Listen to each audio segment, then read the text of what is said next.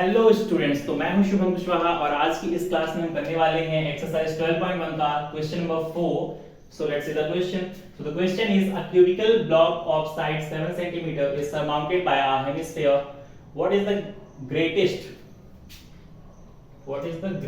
है ये what is the greatest diameter the hemisphere can have? Find the surface area of the solid, right? हमें एक hemisphere दे रखा है और एक क्यूबिकल ब्लॉक दे रखा है. क्यूबिकल ब्लॉक के ऊपर हेमिस्फीयर सरमाउंटेड है.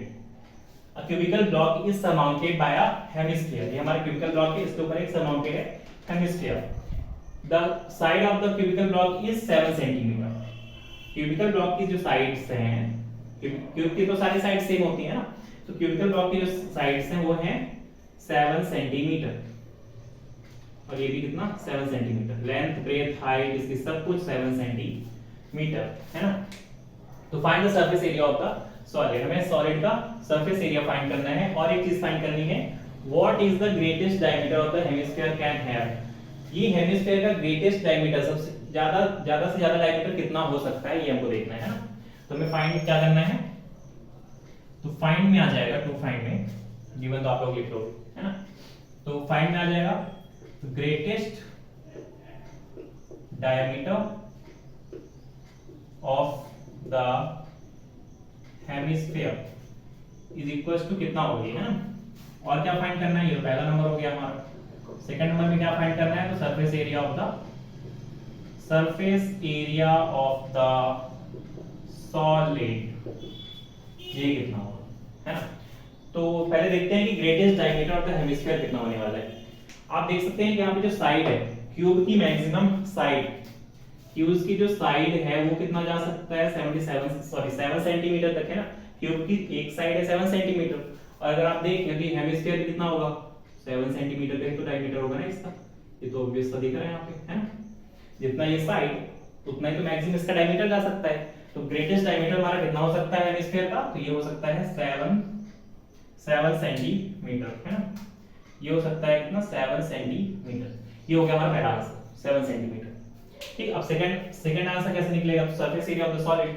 Surface area of the solid निकालने के लिए ये जो क्यूब है, समझिएगा सरफेस एरिया निकालना है, मतलब बाहर का जितना पूरा एरिया निकालना है ना. तो क्यूब का एरिया निकालेंगे, टोटल सरफेस एरिया निकालेंगे. टोटल सरफेस एरिया में, क्यूब के टोटल सरफेस एरिया में तो हर एक साइड इन्वॉल्व होगी, ऊपर की भी नीचे की भी. तो ऊपर देखिए एक हेमिस्फीयर सरमाउंटेड है, तो इसमें एरिया तो सिर्फ इतना लेना पड़ेगा है ना, बाकी तो पूरा लेना पड़ेगा, लेकिन इधर साइड तो सिर्फ इतना आएगा, राइट. तो हम क्या करेंगे, इसका पूरा निकालेंगे और उसमें ये चीज को हमको माइनस करना पड़ेगा. ठीक. इतना जो है इस एरिया को हमको माइनस करना पड़ेगा और ये ऊपर का एरिया हो जाएगा हेमिस्फीयर का कर्व सरफेस एरिया है ना. तो निकालना है क्या है हमको, तो टीएसए ऑफ टोटल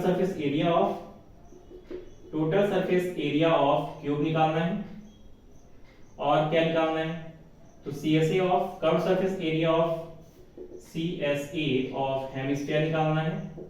और हेमिस्फीयर का बेस माइनस करना पड़ेगा, तो माइनस बेस ऑफ हेमिस्फीयर, तब जाके आएगा टोटल सरफेस एरिया है ना. तो चलिए सॉल्व करते हैं. सॉल्यूशन तो कैसे आएगा, total surface area of the, find the surface area of the solid. तो surface area of the solid निकालने के लिए surface area of the solid is equal to हो जाएगा TSA of cube, that is total surface area of the cube, plus CSA of hemisphere, और इसमें minus करेंगे base of hemisphere, right. अब करते हैं.